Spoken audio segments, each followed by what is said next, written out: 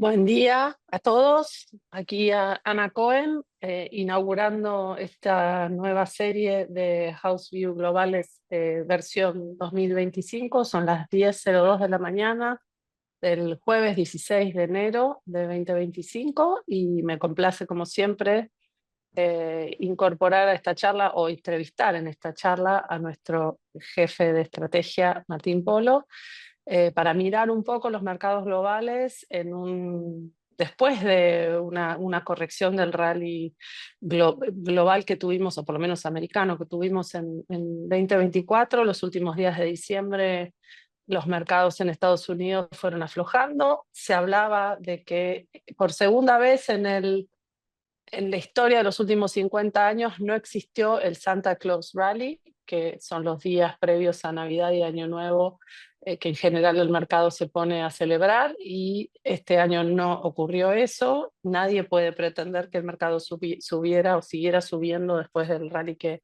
ocurrió durante todo el año, pero bueno, recién ayer empezamos a ver algún grado de alivio post algunos balances. Lo voy a dejar a Martín para que nos dé un pantallazo macro. Bienvenido al 2025 y a esta nueva serie de House View Globales.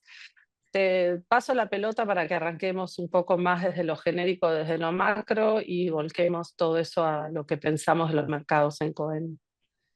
Bueno, muchas gracias, Ana. Buenos días. Feliz año para vos y para todos los que nos están escuchando y mirando.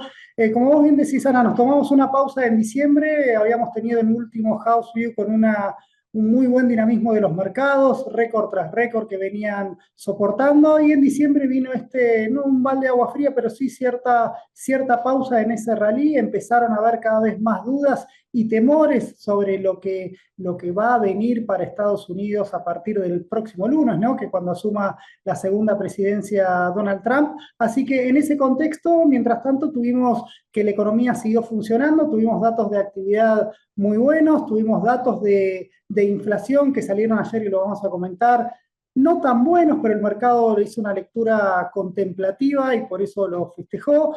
Se suma en el escenario una Fed que empieza a ser un poquito más amarreta en cuanto a la reducción en la tasa de interés, y con tasas de interés de los rendimientos de los bonos del Tesoro que se pegaron, digamos, subieron bastante, y eso un poco desacomodó las carteras globales. Así que, Ana, lo que vamos a hacer como siempre, e invito a cualquier consulta que tengan, es arrancar con esta presentación, un poco viendo cuál es nuestro driver para el análisis, y bueno, un poco tratar de llevar claridad, o por lo menos cuál es nuestro escenario base para los próximos meses, ¿no? Como ustedes saben, nosotros acá planteamos cuáles son los drivers para Dale, perfecto. asesoramiento de carteras de inversión. Tenemos el equipo de Asset Management, así que cualquier duda, entonces, eso comuníquense con nuestros asesores y ahí le armaremos la cartera correspondiente. Así que, Ana, sin más preámbulo, como digo, arrancamos un poco por qué decimos tiempo de halcones, y en ese sentido, bueno, me voy a poner los anteojos, ya no estoy tan joven, pero bueno, un poco cómo llegamos a este escenario de super tasas y super dólar que tuvimos, sobre todo en los últimos 2 meses. Un poquito para resumirlo, tenemos algunos puntos para ir y que vamos a ir tocando, ¿no? Por un lado, esta palabra que empezó en los últimos años, que es la resiliencia del nivel de actividad. ¿Por qué lo decimos así? Y bueno, porque en un contexto en el cual tuvimos tasas de interés mucho más altas, el nivel de actividad, la verdad, Ana, no mostró signos de fatiga. No solo estuvimos viendo, pasamos de escenario de temores de hard landing, temores de recesión, al soft landing, a un no landing, y ahora un temor de aceleración, ¿no? Como estamos viendo en algunos indicadores de actividad. Así que por ese lado la actividad viene con un muy bien 10. Por otro lado, tenemos la resistencia o el estique o lo pegajosa de la inflación, algo que hemos comulgado desde que empezó este proceso allá por el 2021, después de la pandemia. Siempre alertamos que cuidado con pensar que los fenómenos inflacionarios se pueden terminar de un año al otro, sobre todo cuando había sido tan alta. Siempre tienen esa demora en converger al objetivo. No es que están en un nivel de inflación alta, pero el mercado siempre trata de contarles las costillas a ver cuán lejos y cuán cerca estamos del objetivo de de política monetaria, que en el caso de Estados Unidos es del 2%, porque, bueno, ya los cráneos estudiaron por qué tenía que ser ese 2%, ¿no? No es que sale de un repollo. Por otro lado, tuvimos me costó encontrar una palabra, pero lo que queríamos decir es la intermitencia de la Fed, ¿no? La Fed, si bien siempre cumplió su palabra a la hora digamos, de que iba a bajar las tasas, las bajó. Lo que no encontramos muy bien es el timing que quiso hacer durante el 2024. Recordemos, en septiembre había bajado ese recorte jumbo, ¿no? ¿Te acordás? De 50 puntos básicos, nos sorprendió un poquito porque no daba un poco el contexto para hacerlo así. Obviamente cuando lo hizo tan fuerte, eso nos llevó a un escenario que está viendo la Fed para que la baje tan rápido. Ahí se hablaba de los temores de desaceleración del nivel de actividad y golpe al empleo, así que bueno, después de eso un poco que pisó el freno y en las últimas dos reuniones la bajó 25 puntos básicos y en la última minuta nos comentó que las bajas van a ser cada vez más pausadas, ¿no? Digamos, solamente 2 para este año en lo que está, al menos en la última minuta, está previsto que se hagan dos recortes para el 2025 y probablemente sean a partir, no en lo inmediato, sino más bien entrando el tercer y cuarto trimestre, ¿no? Por otro lado, tuvimos algo que nos vino acompañando durante toda la presidencia de Trump y obviamente también en la de Biden, que es la imprudencia fiscal. Tuvimos muy malos datos fiscales. Esto obliga al gobierno entrante a asumir nuevas responsabilidades, ¿no? Hay menos tela para cortar, tenemos una carga de intereses cada vez más fuerte que un poco obliga al gobierno a ser cada vez más creativo a la hora de poder reducir el déficit, básicamente porque el comodín de la actividad ya lo tuvo. Es decir, Estados Unidos, un poco la crítica es cómo en periodos de alto crecimiento no aprovecharon para corregir las cuentas públicas, ¿no? Corregime a mí, Martín, en este dato, capaz que no estoy diciendo algo que es correcto, pero recientemente yo leí en algún lado que el presupuesto aplicado a los costos financieros acaba de superar al presupuesto de defensa de los Estados Unidos.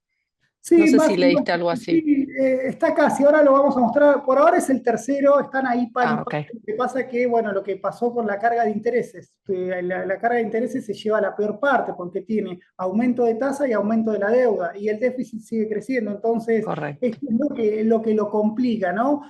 Obviamente, ¿qué tiene que pasar? Y que el PBI nominal crezca por encima de todo esto como para que lo pueda licuar. Pero por el momento eso no pasó y por eso tenemos que la carga de intereses es cada vez más importante. Más de 3 puntos está pagando el gobierno americano, en 3 puntos del PBI en cuanto a intereses de la deuda. Obviamente eso le pone una mochila pesada a la hora de querer encaminar bueno, el futuro ministro de Economía de Trump prometió un 3% de déficit, ¿no? El 333, bueno, empieza en -7, ¿no? Entonces va a 4, va a 4 abajo, tiene que mejorarlo en 4. Por otro lado, tuvimos los temores de Trump. Fíjate, Ana, también cómo el mercado va panquequeando en algunas cosas, ¿no? Por un momento festejaba la baja de impuestos que proponía, que con una política arancelaria más estricta iba a favorecer a las empresas pequeñas y medianas de Estados Unidos. Eso fue el Trump Trade que tuvimos en algún momento del año. Una vez bajada la espuma, bueno, empezó el día después de esas medidas. Bueno, los temores de inflación, una política inmigratoria más agresiva también que le puede complicar el mercado laboral. También tenemos riesgos geopolíticos, no sabemos cómo va a reaccionar o cuál va a ser su política exterior. Entonces, todo eso de esos temores por Trump son más temores inflacionarios, ¿no? Si tenemos un contexto con más inflación y más crecimiento, se cuela ahí en el medio el higher for longer para las tasas de interés y obviamente con un superdólar, ¿no? ¿Por qué un superdólar? Porque la historia, vos ahí recién lo comentaste, Ana, la historia del mundo es muy distinta, del resto del mundo es muy distinta a la de Estados Unidos. Estamos teniendo problemas en Europa, con problemas históricos, ¿no? Reformas estructurales que le faltan, estamos con riesgos políticos en todos los países de la zona. China está creciendo menos, tiene su crisis inmobiliaria ahí en el medio, tenemos una inestabilidad de Japón que no sabemos qué, sí sabemos, pero por lo menos esas dudas en cuanto a su política monetaria y suba de tasas de interés. Recordemos lo que hizo allá en agosto del año pasado, cómo generó un temblor en los mercados por haber subido un poquito la tasa. Bueno, ahora la va a seguir subiendo de acuerdo a lo que comentaron hoy, así que es otro factor a tener en cuenta. En el caso de Brasil, también es un riesgo para la región, obviamente la devaluación del real y que Brasil empieza a crecer menos, no solamente nos va a impactar a nosotros, sino a toda la región también, es el principal mercado de América Latina, entonces en ese sentido obliga ¿por qué los ponemos los riesgos geopolíticos? Y bueno, para después, en caso de que quiera hacer una cartera global más diversificada, bueno, son los factores que hay que tener en cuenta. Entonces, ese es el escenario que marcamos hoy. Ana, ¿por qué tenemos tasas altas? Le puse super tasas y super dólar un poco para jugar con las palabras, pero es básicamente esta presión que tenemos sobre los rendimientos de los bonos del Tesoro y esta presión que estamos teniendo sobre el dólar, que se hace una moneda cada vez más fuerte y ganándole contra todas las monedas, ¿no? Fíjate que hemos ido contando diferentes historias del fortalecimiento del dólar. Lo más común que fue el año pasado fue contra el yen. Recuerden que el yen llegó a estar hasta 160. Por momentos nos corrimos del eje y fuimos para Europa con un euro que se sigue depreciando. Bueno, en la última semana la historia la cuenta la libra. También tenemos el yuan o el renminbi también devaluándose. Y ni hablar lo que pasa con el real. Es decir, a cada moneda le podemos poner un justificativo, pero detrás de toda esa escena es un dólar fuerte por una macro de Estados Unidos que está en un momento distinto a lo que está en el resto del mundo. Entonces, un poco para ir justificando este vivo, bueno, como digamos, somos esclavos de los datos nosotros, vamos a reforzarlo con lo que estuvimos viendo en los últimos 2 meses. En principio tuvimos el viernes pasado, este 2025, como siempre, la primera semana no nos deja descansar porque empezó con todo la temporada de datos. Fíjate, salió el dato de mercado laboral de diciembre, en el cual teníamos cierta expectativa de, bueno, ¿qué va a marcar diciembre? Porque recordá que noviembre había estado un poco sucio por lo sucio que había estado octubre, ¿no? Cuando tenemos esos factores, recuerden que en octubre, fíjense, se habían creado muy pocos puestos de trabajo, un poco saliendo de la media de lo que venía pasando en el año. En ese entonces era el impacto de los huracanes y la huelga que había habido en Boeing, que eso evidentemente impactó en el mercado. Obviamente, disipado esa cuestión transitoria, en noviembre el mercado laboral reaccionó y reaccionó muy bien con 212.000 puestos de trabajo, y diciembre estaba la duda, ¿no? Y diciembre estaba la duda porque el mercado esperaba 160.000 puestos de trabajo y salió 256.000 puestos de trabajo. Es decir, esto muestra que el mercado laboral sigue muy fuerte, sigue creando empleo, la tasa de desocupación bajó al 4,1%, entonces, a modo de ir viendo el promedio, en algo que fuimos viendo a lo largo de todo, bueno, estos últimos 2 años, cada vez que hacía los house view, cómo le contamos cómo es la lectura del mercado laboral. Fíjate cómo leemos el dato, ¿no? Se crearon 256.000 puestos de trabajo no agrícolas en un contexto en el cual ingresaron al mercado laboral 243.000 personas.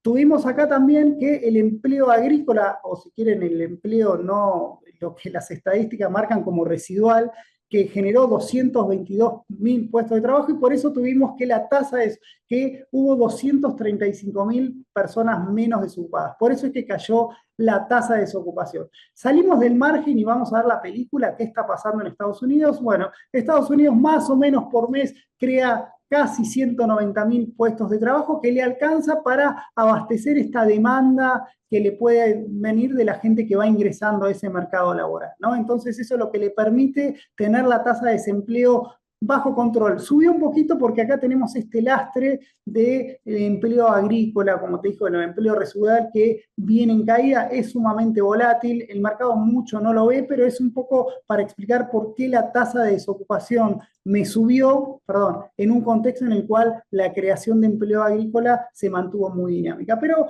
dicho esas salvedades metodológicas, acá el punto que quiero que se lleven es que el empleo en Estados Unidos viene creciendo con fuerza e incluso se acelera en el margen, lo cual es una buena noticia.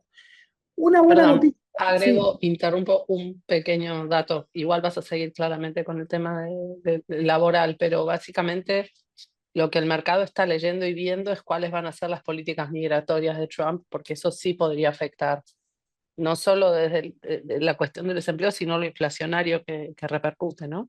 Bueno, claro, Ana, porque vos, en caso de que tengas, vamos a ver cuán agresiva es la política, cuánta gente van a deportar, ¿no? Pero el hecho de que vos saques más inmigrantes, también tenés menos oferta, menos gente Correcto. para ir al mercado laboral, o sea, te va a tensionar más el mercado laboral, probablemente la tasa de desempleo caiga más, pero esto te genera más presión sobre los salarios, que es un poco lo Exacto. que venimos un poco, hay un debate también en la ciencia a ver si los salarios son un lagging indicator o un leading indicator, ¿no? Porque básicamente si el mercado ajusta, si los salarios ajustan por la inflación pasada o son determinantes de la inflación futura. Ahí la teoría está bastante dividida. Por ejemplo, la Fed de San Luis dice que para ellos el mercado laboral va ajustando, es como que tienen expectativas de inflación atrasadas, son expectativas adaptativas más que adelantándose, ¿no? Entonces, dicho eso, Ana, ahí vamos a ver qué dice la realidad. Lo cierto es, vamos a ir con los datos, es que los salarios en un contexto de tasa de desempleo muy bajo, lo que generan es una presión alcista, que crezcan por encima de la inflación, y eso es un poco lo que está pasando, ¿no? Entonces tenemos una parte negativa, en el sentido que los salarios le ponen un piso más alto a la inflación futura. La parte buena es que le gana la inflación y en ese contexto el poder de compra de los salarios aumenta, que es lo que siempre miramos, la masa salarial real, que es un poco lo que soporta, lo que le da soporte al consumo, ¿no? Entonces, esto es lo que también hemos comulgado durante todos los últimos 2 años cuando les explicábamos que no solo había que ver el exceso de ahorro que se estaban gastando los consumidores americanos, sino que acá teníamos flujos de cada vez más ingresos de las familias, ¿no? Y eso se refleja también como corolario en los datos de actividad. Nosotros todavía no tenemos el dato del cuarto trimestre, acá nos acompaña nuestro gran y fiel amigo el Naucas de la FED de Atlanta, algo que también hemos sido, no sé si pioneros, pero por lo menos lo venimos usando desde hace un montón de tiempo porque es muy bueno.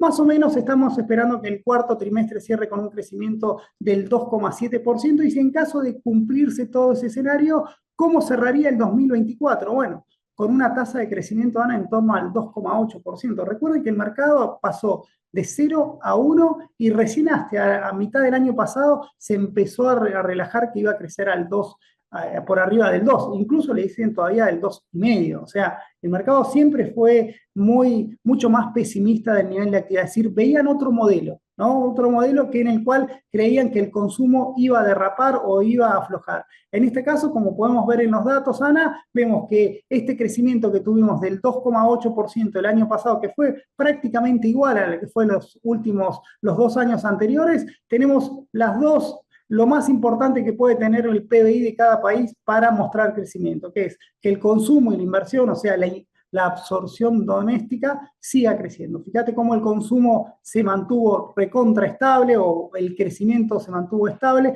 y en el caso de la inversión no solo no aflojó, sino que se aceleró a casi el 4%. Ahí lo podemos ajustar un poquito por el tema de inventarios, pero si quieren puede venir un poquito más abajo, pero lo cierto es que la inversión, a pesar de la suba de tasas de interés que tuvimos, no se vio resentida. Y eso es otra de las cuestiones que van a ser casos de estudio para los próximos años.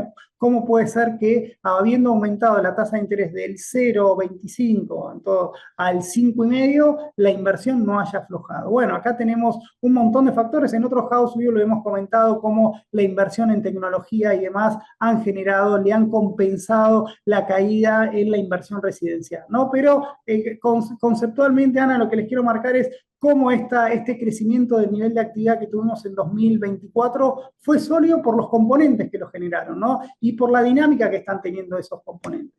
Y ahora vamos, si querés, a la parte un poquito más agria de este ciclo, ¿no? Que es lo que el mercado quiere que pase y lo que está pasando. Y en ese caso hablamos de la inflación. Acá hablamos, yo ayer cuando vi que salió el dato de inflación al 0,4%, cuando el mercado esperaba un 0,3%, hago este gráfico y digo, bueno, hoy se tiene que derrumbar todo, digamos. Hoy el dato fue malo, definitivamente malo. Fíjate cómo, aparte no es un outlier, no es un 0,4 que viene fíjate, es una escalerita. Desde el segundo semestre del año pasado, la inflación en Estados Unidos empezó a ganar envión.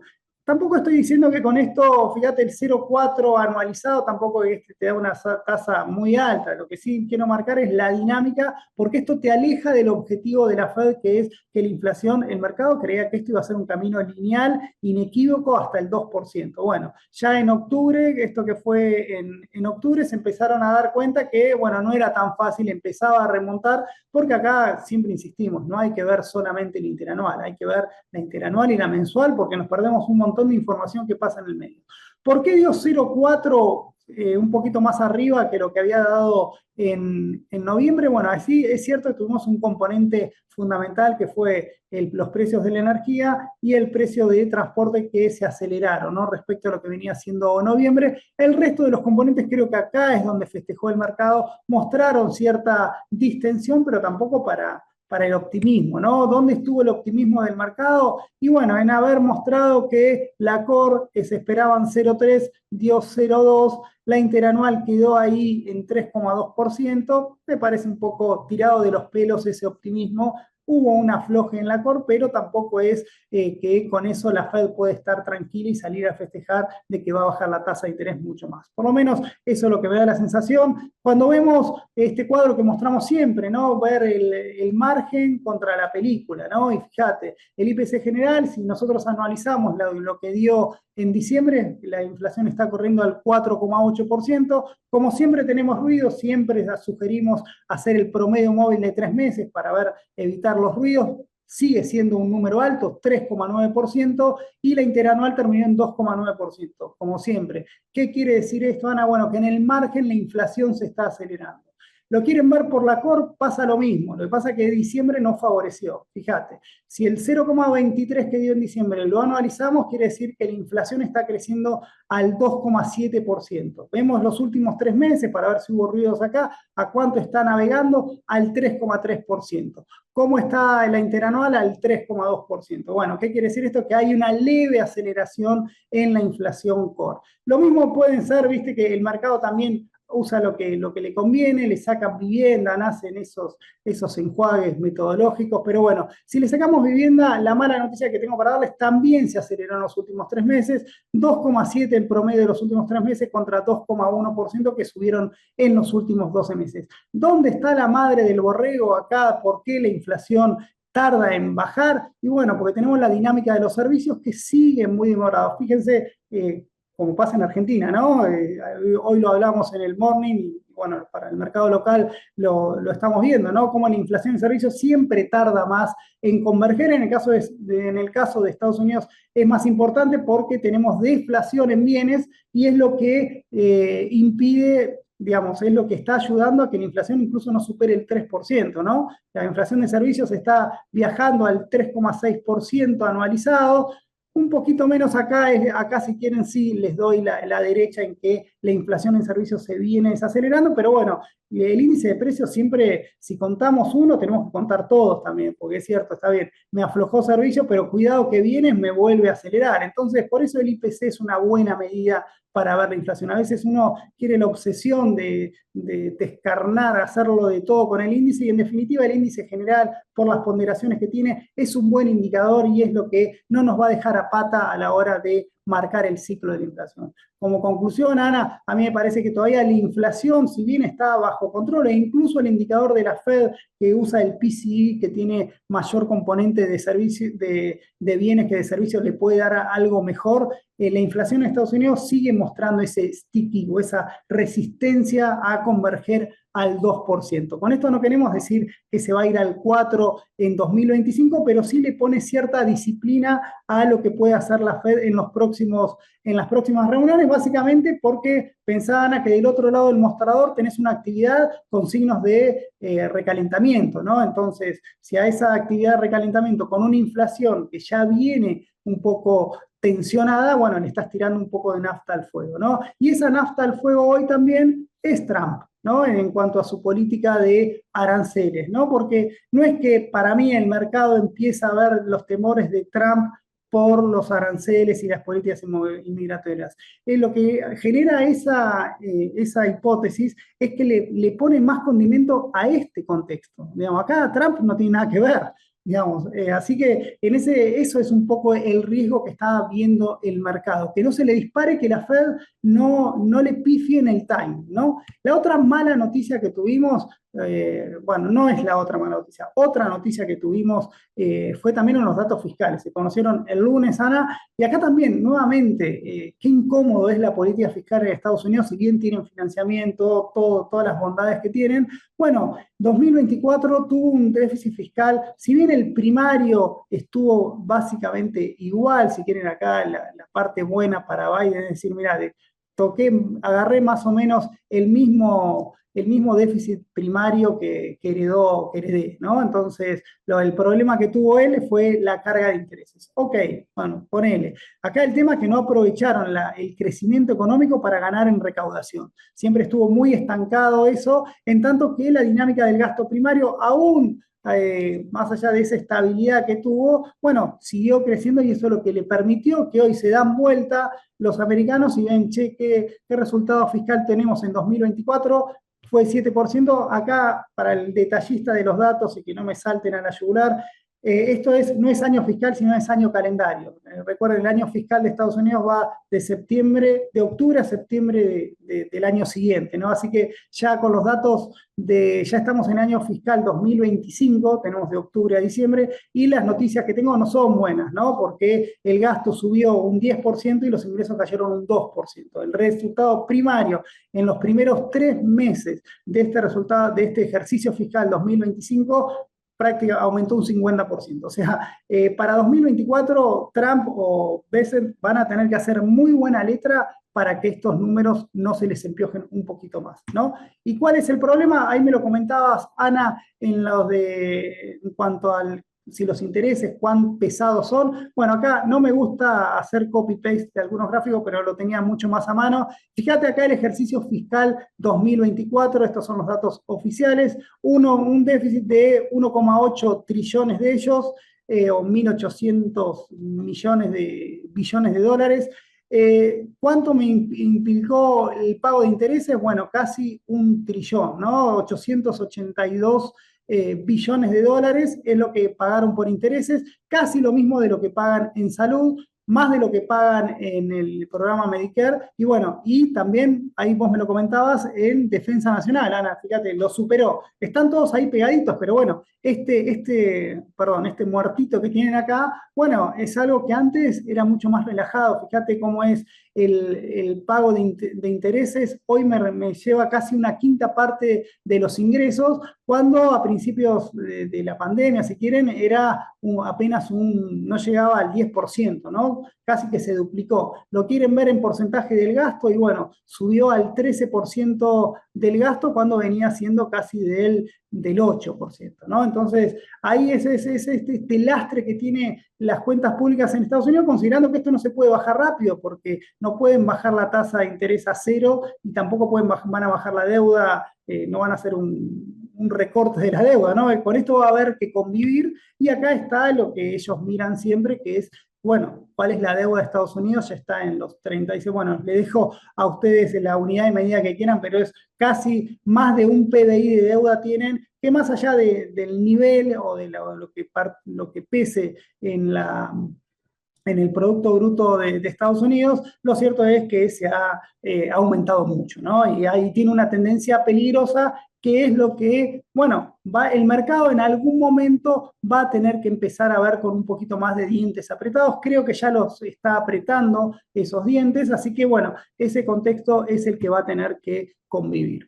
Tenemos otro protagonista, Ana, yo te hablé de la intermitencia de la Fed, y tenemos acá, fíjate cómo ellos también cambian las proyecciones, como para que no nos peguen a los economistas locales si cambiamos los pronósticos. Bueno, fíjense lo que cambian ellos, ¿no? Pero fíjense, el PBI, la Fed reconoció que la actividad iba a crecer más de lo esperado este año, un 2,5%, todavía no lo sabemos porque todavía van a salir a fin de mes, nosotros tenemos 2,7, espera que la desocupación esté en el 4,2, la pegó, fue un poquito menos, fue 4,1%, el PCI y el PCI Core, ellos lo esperan en 2,4, 2,8, puede ser por estas bondades metodológicas que tiene el índice, pero la tasa de interés la dejaron en ese rango de 4,50, 4,25, bueno, a ellos le da en promedio 4,40, pero las novedades vinieron, ¿qué espera la Fed para el 2025? Y acá la Fed lo que nos está comentando es decir, va a seguir el crecimiento económico, va a seguir la desocupación baja, la inflación va a bajar más lento de lo que esperaban. Fíjate que están esperando que, si vemos acá entre puntas, para la Fed este año la inflación subiría un poquito, ¿no? Y la core bajaría un poquito, pero en términos generales de 2,4 a 2,5 y de 2,8 a 2,5 respectivamente. No es para tirar manteca al techo, es decir, no está ese proceso de desinflación abrupto como esperaba el mercado, y eso se da a pesar de que la Fed baje la tasa apenas 2 veces, ¿no? Por eso ahí sería el rango, si quieren, a 3,75, a 4, ¿no? La llevaría a 4, ese rango que ellos tienen entre 4 y 4,75, ¿no? Serían 2 bajas que supuestamente se harían en julio y ya en el cuarto trimestre del año de este año, ¿no? Entonces, ¿qué está esperando el mercado? Bueno, hasta acá esto en medio varía un poco con los datos, pero hoy el mercado está, con el dato de ayer, Ana, se pusieron un poquito más generosos y están esperando ahora que la Fed recorte la tasa en la reunión de mayo. Por poquito, ¿no? Fíjate todavía que la deje estable, todavía la ponderación o la probabilidad sigue siendo alta, pero la bajaron, digamos, le gana las probabilidades de que la baje, ¿no? En ese rango de 4, 4,25, seguiría en ese rango hasta diciembre, en el cual, bueno, acá está mucho más discutido, esto es con el dato de ayer, si lo hacíamos el lunes, Ana, te diría, no la bajan más, la bajan una vez y listo, pero ahora con el dato de ayer ilusionó un poquito y por eso es que les da un poquito casi empate entre bajarla y no bajarla. Por ahora, hoy a la mañana daba que no la bajaba, pero ayer lo veía y era 51 a 49 a que la bajaba. Pero bueno, ahí está, esa es la discusión que se va dando. Obviamente la Fed tiene esa ventaja que dice que se va a basar en los datos que le vayan llegando. Bueno, para eso también estamos nosotros, ¿no? Nos tiene que ayudar a disipar incertidumbre, pero bueno, así que con eso vamos a tener que seguir conviviendo. Y acá vamos entrando un poquito más en el mercado, Ana, para ver, bueno, ¿cómo está reaccionando todo esto? ¿Cómo este contexto de una economía con riesgo de reflation, con una tasa de interés de higher for longer, con una Fed que se pone más amarreta a la hora de reducir la tasa de referencia? Bueno, ¿qué pasa del otro lado del muro? ¿Cómo están reaccionando los mercados y en este caso la renta fija? Bueno, en principio lo más importante, que creo que acá esto tenía que venir, era un proceso de normalización de la curva de rendimiento de los bonos del Tesoro. Fíjate cómo puse acá la del 17 de agosto, que fue previo a que la Fed inicie el ciclo de baja de tasa de interés, ¿no? Entonces, fíjate que a pesar de haber bajado la tasa de interés en un punto durante el año pasado, la tasa de interés de 10 años subió, ayer 4,65, bueno, ahora vamos a ver cómo terminó hoy, pero tenemos esta normalización de la curva. ¿Y qué fue lo importante? ¿Cuál fue la ventaja? ¿Por qué las acciones pudieron seguir festejando el año pasado? Porque este proceso de normalización de la curva se dio sin recesión. Hemos cansado, Correcto. ¿sí?, de mostrar todos esos indicadores que usa Wall Street para querer predecir, bueno, si siempre pasa esto, va a seguir pasando. Bueno, eso es una lección también que hay que estudiar los fundamentals detrás. No todos los procesos son iguales y no todos los momentos son iguales. Entonces, acá, si te acordás, Ana, acá a nosotros nos costaba explicar esta baja. Digamos, ¿por qué las tasas largas había ese derrumbe en las tasas de interés que tuvimos durante el año pasado si la situación no daba para eso? Bueno, lo que está pasando ahora es la normalización. Me es más fácil explicar esto que explicar por qué habían bajado, ¿no? Entonces, 2 años agarrándonos la cabeza sobre las curvas invertidas y la implicancia, parecía una profecía, ¿no? Medio medieval de que eso iba a provocar en sí mismo iba a provocar una recesión. sí, Bueno, exactamente, se es cumple decir, que no necesariamente. el mercado, que era lo que yo interpreto, que interpretaba el mercado, es, bueno, como va a venir una fuerte caída del nivel de actividad, el Ujú. crecimiento, digamos, el garrote va a generar que la Fed tenga que bajar la tasa de interés mucho más rápido y con eso las tasas se van a ir acomodando a esa nueva ese nuevo rango que vaya definiendo la Fed. Obviamente, como la economía seguía traccionando, no daba la sensación de que necesite nueva dosis de menor tasa de interés. Es decir, si la economía seguía creciendo con la tasa de interés subiendo, imagínense si la economía a eso le incorporamos menores tasas de interés, ¿no? Es ahí bastante discutible por qué decidieron eso, pero bueno, vayamos a lo concreto, Ana, que es, bueno, les perdonamos ese pifie, si quieren, de baja de tasa de interés. Acá estamos en este proceso de normalización, y acá otra de las cosas que quizás Ana, acá ya vamos tomando un orcito a cuál es nuestra perspectiva para este año, que es un poco, es cierto que las tasas de interés se fueron normalizando, también se cumplió esta hipótesis que le veníamos marcando de que cuando la Fed inicia el ciclo de baja de tasa de interés, la tasa de 10 años va a buscar a la tasa de la Fed. Recordamos, Ana, que venía por debajo todo este proceso, ¿no? Siempre acá esto era lo raro, ¿no? Cómo la tasa de interés a 10 años estaba persistentemente por debajo de las tasas cortas. Bueno, lo que fue a hacer fue a buscar, se encontraron, bueno, yo pensaba que se iban a encontrar más arriba, se encontraron un poquito ahí en el 4,5%, pero ahora viene, si quieren, la buena noticia, o por lo menos la ilusión que nosotros creemos tener es, bueno, esto no lo miren así como la tasa de interés real de la tasa a 10 años, esto es más simple el cálculo que hacemos, que es la tasa a 10 años hoy está pagando al 4,5%, si hacemos promedio, creo 4,6%. La expectativa, la inflación de los últimos 12 meses fue del 2,5%. Bueno, más o menos si se cumple eso, bueno, estaríamos teniendo tasas de interés reales en torno al 2%. Recuerda, Ana, también, ¿no? Porque el mercado creía que la tasa real tenía que ir a cero, porque miraba el promedio de que pasaba desde el 2008, ¿no? Pero bueno, la historia es un poquito más larga. Si tomamos un poquito más larga, la tasa de interés real de Estados Unidos es más cerca entre 2,5 y 3. A mí este 2% de tasa real me parece un momento de disciplina. Bueno, ok. Bueno, hasta ahora hablamos en otros términos, digamos, sería el punto. Ana, que las tasas, ¿qué te quiero decir? Que no veo que la inflación se vaya al 3 y que por eso la tasa de los bonos a 10 años se tenga que ir al 5,5. Creo que si entra en la inflación, acá lo que estamos discutiendo es cuándo llega al objetivo de la Fed, pero mientras se mantenga en este rango de en torno al 2,5%, me parece que la tasa de interés de 10 años en torno al 4,6, 4,6%, me parece un momento de entrada, ¿no? Me parece eso, creo es importante porque es un poco el view que tenemos para los próximos meses. Después, Ahí te interrumpo y te recuerdo que hace unos días hablaste con Alan Suchovicki en nuestro podcast, y hablabas de cuánto sentido hace seguir concentrando riesgo en equities tan caros cuando hay un punto de entrada de rentabilidad real de la tasa, digamos, en fixed income, ¿no? sí, Yo bueno, sé que vas a llegar ahí, pero mi ansiedad no. Aprovechamos para vender el podcast que ahora tenemos ahora Eso. cada 15 días, así como tenemos el podcast de la economía global y mercados locales. También este año inauguramos la parte global, así que bueno, los invito a escucharlo, espero que les guste. Y sí, un poco, Ana, la tesis esa para arrancar despertarnos de este 2025, y uno tiene que empezar a armar la cartera, es decir, creo que van a venir mejores noticias por el lado de los bonos que por el lado de las acciones, aunque después vamos a ver si esto es una hipótesis dura, decir que las acciones pueden aflojar, ¿no? Ahora lo vamos a ver porque, bueno, también los datos nos van corriendo. Pero antes de llegar a eso, quería también mostrar por qué el dólar está tan fuerte a nivel global, y este es por la historia diferente que muestra Estados Unidos. Acá puse Europa y Japón como son los más importantes, pero fíjate cómo Estados Unidos, más allá de que a este año, como pasa siempre, se espera que desacelere un poco el crecimiento, fíjate todos los cuerpos que le viene sacando y le sigue sacando a Europa, y ni hablar a Japón.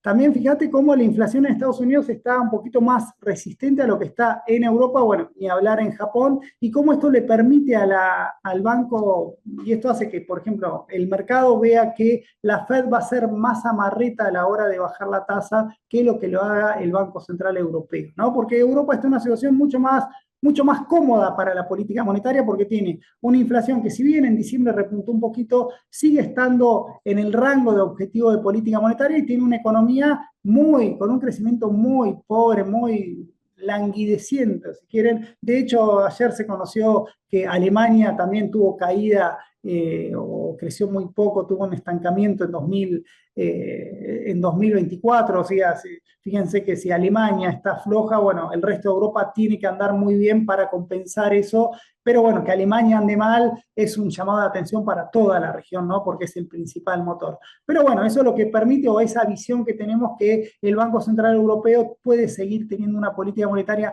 más laxa, y bueno, en ese contexto, bueno, Estados Unidos, ahí los rendimientos de los bonos americanos van a superar la historia de Estados Unidos es mucho más atractiva que la de Europa, eso es lo que quiero decir, y por eso es que la debilidad del euro también lo podemos hacer contra la libra, lo podemos hacer contra todas las monedas de Europa, las coronas, también la libra y también hasta el franco suizo. Todos creemos que siguen ese mismo relato. En el caso de Japón es un poco más complejo, básicamente por la fuerte depreciación que tuvo el yen, lo comenté al principio, 160, estamos en niveles récord de los últimos 3 décadas, pero bueno, es un factor que puede amortiguar un poco. Acá tenemos superdólar, lo hacemos en términos reales, y sí, hay bastante de malos.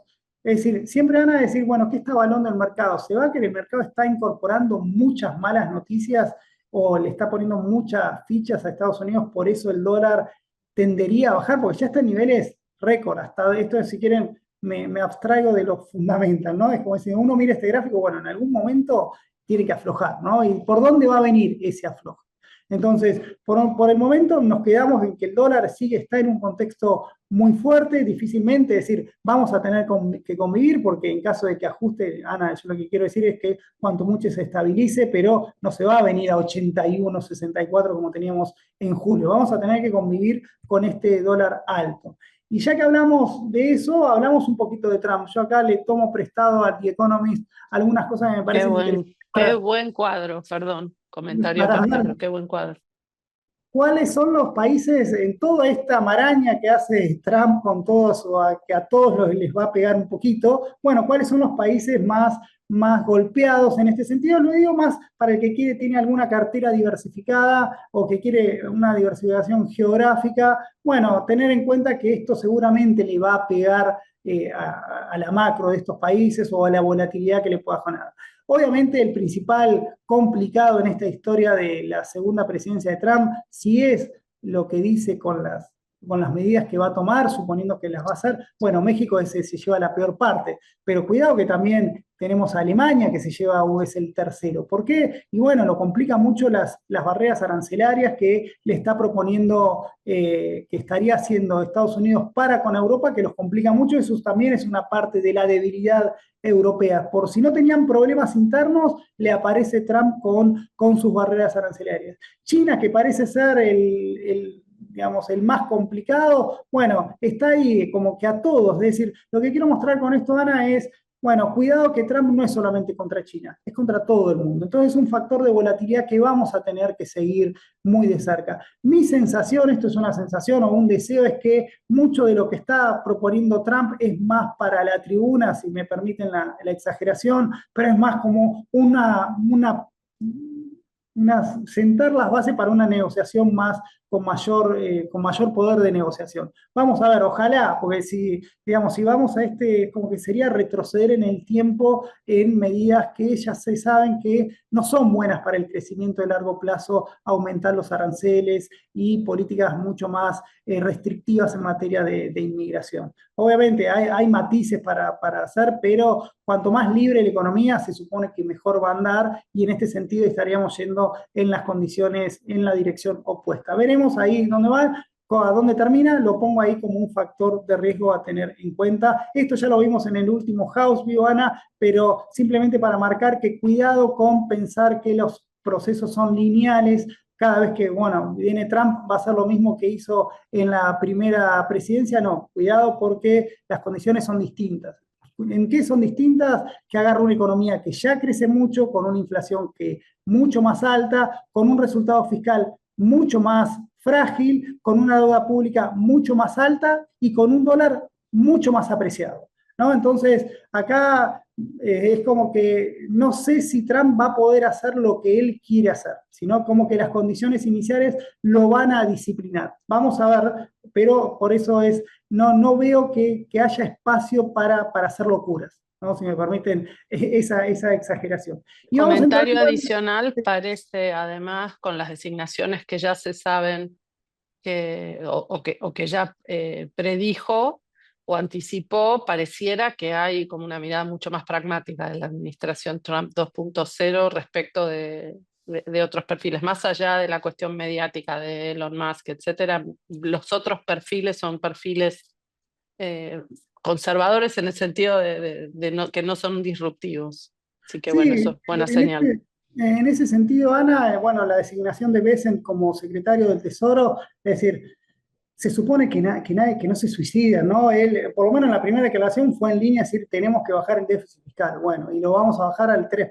Bueno, muy bien. Bueno, ahora vamos a ver qué leyes manda el Congreso para que eso lo pueda lograr. Si la primera ley que manda es bajar los impuestos a las ganancias 10 puntos más, y bueno, vamos en la dirección opuesta, ¿no? Es difícil poder compensar, es decir, para que te des una idea, Ana, ellos quieren bajar impuestos a las corporaciones y recaudar más con aranceles. Bueno, pero la relación es 10-1. Lo que perdés por recaudación es muy poco lo que perdés con lo que ganás con el aumento en los aranceles, ¿no? Entonces ahí, bueno, son cosas que van a tener que estar sobre la mesa, van a tener que ir seduciendo al capital, ¿no? Para ver que esto empiece a distenderse y que el mercado le empiece a dar menores tasas, porque si no, las tasas, más allá de que la inflación baje y la economía siga creciendo, le van a exigir tasas de interés más altas y eso en el largo plazo podría empezar a golpear el crecimiento, que es algo que creo que en algún momento tiene que pasar. ¿Cuál es lo raro que pasó en los últimos años, que lo venimos, también a nosotros nos mareó un poquito, que era, bueno, tenemos, fíjate Ana, como el aumento de la tasa de interés, el S&P como que se mantuvo, siempre crecía, suban las tasas de interés o no, ¿no? Fíjate que acá las tasas de interés, teníamos las tasas de interés subiendo y el S&P seguía batiendo récord. Bueno, acá es que es un punto de inflexión, esta suba de tasa desde acá, bueno, parecería, ¿no? Hay una cierta, más allá de lo que pasó ayer, hay cierta tendencia, hay cierto afloje en los mercados. Recién al principio, Ana, vos comentaba el rally de Navidad, pero bueno, el rally de Navidad no se dio porque tuviste un rally en los 9 meses anteriores, 28% había subido el S&P, ¿no? Entonces, a veces, como siempre digo, las historias no son siempre igual, entonces en ese sentido tuvimos un diciembre un poquito más modesto dentro de un año exuberante, ¿no? Entonces, cuando queremos ver dónde está el afloje, también acá vemos las fortalezas. Ana, es la fortaleza de las tecnológicas. La verdad acá es increíble, digamos. Nunca, mirá que hemos escrito todos los semanales a ver si esta vez es diferente y empieza cierta corrección. Y cuando afloja un poquito, pasa una semana y nos cachetea diciendo, no saque los pies del plato de acá. ¿Por qué? Fíjate, el S&P desde el pico de allá, si querés ponemos del 30 de noviembre, viene acumulando una caída del 1,6%, todos se llevaron importantes caídas, fíjate el Russell 2000, acá se licuó el Trump Trade, fíjate, acá que están las empresas más chicas, que eran las que uno suponía que iban a estar más favorecidas por el efecto Trump y el aumento de los aranceles, bueno, le dijeron, chao, eso fue simplemente para el Instagram, en el mercado no pasó. ¿Y qué era lo único que se diferenció? Bueno, de nuevo en Nasdaq, que mientras todos caen, repuntó al 1,3%. ¿Quieren verlo cómo estamos para sacarles una sonrisa también? No se depriman con el 1,6%. Bueno, en el último año el S&P subió un 25%, el Nasdaq un 30%, y el resto, si bien no anduvieron mal, bueno, tuvieron ganancias muy, digamos, aceptables, ¿no? Muy buenas, ¿no? Con una inflación del 2,5 que les marqué 3, bueno, una ganancia real de arriba de los 10 puntos, bueno, ojalá fuesen todos los años así. Cuando vemos un poquito más, hilando un poquito más fino, Ana, ahí vemos de nuevo dónde están las tecnológicas, cómo me compensa, ¿viste? Cuando vemos la caída de los mercados, bueno, cuidado que no son todos iguales. Tenemos caída en muchos sectores bastante fuertes, pero tenemos acá las amigas tecnológicas como las magníficas que están metidas acá, cómo compensan esa caída y ni hablar lo que fue el año pasado. Acá está Tesla, no sé si acá había que hacerse amigo del presidente electo, pero fíjense, Tesla, tuvimos malas noticias de Tesla en cuanto al balance, que vendieron cada vez menos. Ese es un trade político. No Claro, tiene, bueno, no tiene asidero en los fundamentals de la compañía. pero bueno, subió un 24% desde el 30 de noviembre y comparado con un año atrás casi que se duplicó el precio de la acción, ¿no? Sacamos a Tesla, está bien, tiene ese riesgo, bueno, el resto también muy bien. Fíjate, Meta, Amazon, Alphabet, bueno, Nvidia en el último mes, que había sido la gran protagonista del año pasado, aflojó un poquito, pero sigue siendo, con esto Ana, el punto que les quiero marcar es, no sé si me estoy apurado en salir de las tecnológicas, más allá de todos los riesgos que genera de las valuaciones y cómo el S&P está cada vez más concentrado en las tecnológicas, y estamos en temporada de balances que probablemente salgan por encima de lo esperado. Vamos a ver, ¿no? Hasta ahora los bancos, los que se presentaron ahora en el cuarto trimestre, vienen por encima de lo esperado y eso le está dando cierto punch al mercado. Así que en caso de rotar, esperaría que termine la temporada de balances para ahí hacer un poquito más de parar la pelota y mirar para adelante. Pero parecería ser que por ahora la rotación entre sectores de las acciones parece un poquito esperaría un poquito, ese es el punto. A nivel geográfico, lo que les marcaba, ¿no? Estados Unidos contra todo el mundo, ¿no? Sin Estados Unidos la cosa viene peor, casi 4% es lo que cayó el índice sin Estados Unidos. Bueno, tenemos Japón, pero tenemos, fíjense también los cuentitos lindos que venían sobre el 2024, que era a India también le llegó su día de corrección, ni hablar China, ni hablar América Latina. En el último año, fíjate la diferencia, Ana, 24% lo que subió a Estados Unidos, un 3 por casi un 4, 20 puntos le sacó al resto del mundo, ¿no? La verdad que ahí el que se acompañó el podio fue China con un 17%, pero también siendo una montaña rusa eso, y la India, que era lo que más le gustaba al mercado, bueno, apenas ahí un 2,6%, no fue ese motor de las carteras globales que parecería que iba, más allá de que la historia de la India sea linda en términos de crecimiento, población y demás. Vamos un poquito a la renta fija, así ya vamos terminando, Ana, y no me quiero extender. Bueno, y también Igual, un perdón, poco, un sí, punto sobre China y es lo que siempre decimos, muchas veces los resultados de los mercados en China están muy intervenidos, ¿no? Hay como impulsos autogestionados, digamos, desde la administración para lograr rallies un poco artificiales. Lo sí, digo sí. porque me parece que tienen otra escala y otra medida y ya hemos visto lo que pasa cuando tienen que intervenir, no frenan frente a nada.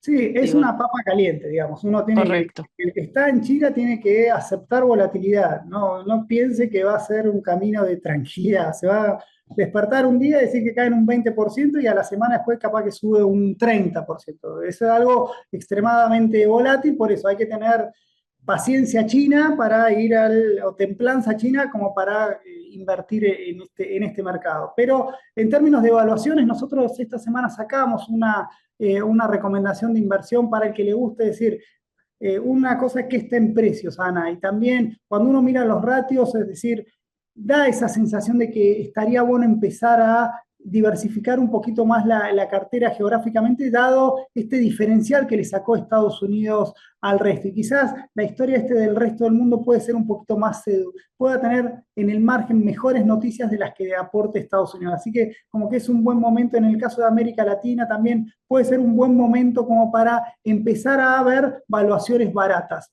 Y en contraposición de valuaciones un poquito caras en el caso de Estados Unidos. Es decir, lo que pasa es que, bueno, si están caras o baratas lo va a decir dentro de un año, pero lo cierto es que cuando uno mira los ratios hay un olorcito o por lo menos estaría la sugerencia para empezar a diversificar un poco y que esto que pasó en los últimos 4 años haga una pausa en relación a Estados Unidos contra el resto del mundo. Así que ahí lo estamos analizando, todavía no les puedo dar una conclusión cómo cambiar la cartera, para eso también está el equipo de Asset Management, pero podríamos tener algunas buenas noticias por una cuestión de evaluaciones. Para terminar, Ana, quiero hablar renta fija, que es, si quieres, lo que los clientes nuestros, o por lo menos el cliente más de América Latina, apunta, ¿no? A sectores, a inversiones un poquito más estables en el corto plazo. Y en ese sentido, la renta fija en los últimos años solamente nos pagó intereses, es decir, el capital acá venía muy flojo, no da el hecho de que las tasas de interés hayan subido, obviamente para el precio de los bonos es algo muy negativo. Dentro del mundo de renta fija no pasó con todos igual, tenemos obviamente acá pesa la duration, fíjate que todos aquellos índices de duración, de larga duración, son los más golpeados, por eso son los que más cayeron. Fíjate, el LQD, que es de los de corporativos Investment Grade, fue el más castigado, y los High Yield, que son por lo general son más cortos, tienen menor duration, son los que mejor anduvieron, dado que las tasas de corto, como les mostré al principio, bajaron, ¿no? Entonces eso favoreció a estos componentes. Por lo tanto, acá lo que hay que jugar más que, bueno, podemos entre treasuries o corporativos, es tener en cuenta qué duration quieren tolerar. Considerando nuestra visión que todavía las tasas de interés largas tienen un poquito están un poquito, podrían haber alcanzado el techo, bueno, como que puede ser un buen momento de entrada para aquellos de empezar a alargar un poco de duration. Siempre estuvimos en el team corta duration, bueno, ahora dado que creo que se habrían estabilizado las tasas de interés, al menos téngame paciencia este primer trimestre. Después, si mañana el lunes viene Trump y hace algo que no esperado, bueno, seguramente van a subir, pero me parecería que podríamos esperar un primer trimestre de que las tasas largas se estabilicen y eso le dé un poquito más de punch a las tasas, a los índices de mayor duration. Si quieren, ¿cuál es la incomodidad de los índices de los bonos corporativos? Y que anduvieron muy bien el año pasado en relación a los treasuries, ¿no? El spread que están teniendo tanto los high yield como los investment grade, fíjate, están en el mínimo. Este es 83, el promedio desde 2008 es de 160.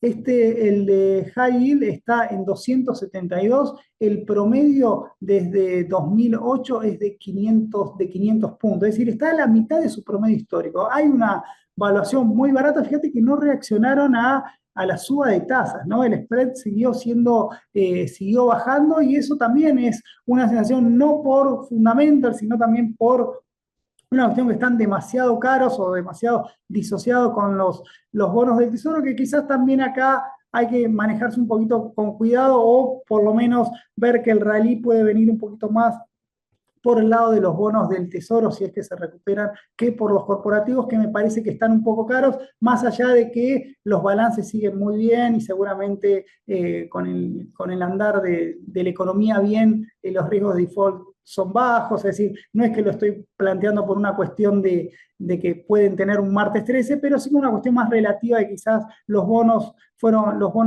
públicos fueron más castigados que los bonos corporativos. Eso es más o menos, Ana, no sé cómo estoy de tiempo, pero un poco lo que Estamos quería al borde.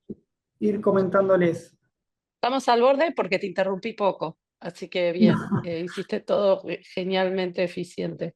Em, una última pregunta que me parece que merece, porque básicamente por la cadencia de nuestro House Views mensual, em, tengo que preguntar sobre Brasil. Además, es la única. Primero, recuerdo que esta grabación queda en nuestro canal de YouTube. Todo esto queda escrito en nuestro informe, en nuestro reporte en perspectivas.com.ar. Le agradezco a todo el equipo de Martín por el esfuerzo que hacen para generar esos contenidos. Y nada, Brasil, es la única pregunta que tenemos de los oyentes, además. Bueno, a ver, Brasil es una historia, digamos, Brasil cayó, como ustedes ven ahí, cayó mucho.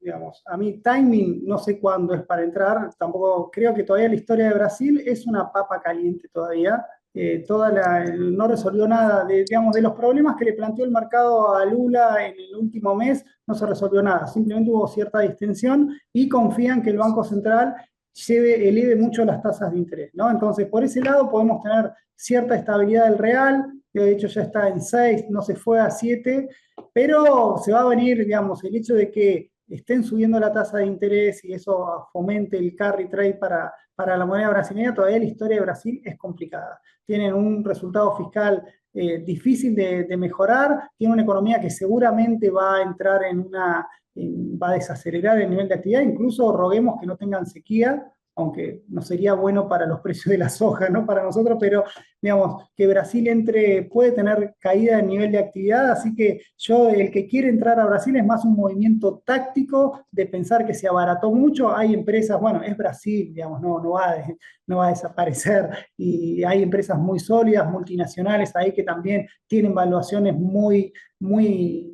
si querés, muy castigadas, pero no va a ser un proceso rápido, no lo esperen. Si quieren aprovechar que cayó 25% Brasil el año pasado y que puede repuntar algo, bienvenido, pero no pondría mucho en esa cartera, ¿no? Sería cauteloso. No se van a salvar con Brasil. Para eso tuvimos el S&P. Sí, para eso digo, sí, Argentina, digamos.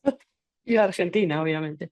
Pero bueno, eso corresponde al 30 de enero, donde vamos a explorar un poco nuestro House View local, primer House View local, el jueves 30 de enero a las 10 de la mañana. Supongo que lo va a liderar Nico. Así que, Martín, nada, no tengo más preguntas. Agradezco muchísimo. 11:01, hacemos la entrega del tiempo para disponibilidad de los oyentes y recordemos que esto queda, como les decía, grabado en YouTube y en el canal de Cohen en YouTube, y que todo esto queda volcado en nuestro informe. Invitamos a todo el mundo a participar de perspectivas.cohen.com.ar, porque nos parece que, bueno, nos parece, no, sabemos que es un hub de inteligencia aplicada a las inversiones, así que adelante. Martín, gracias. Bueno, muchas gracias, Ana, y que todos tengan un muy buen año. Gracias.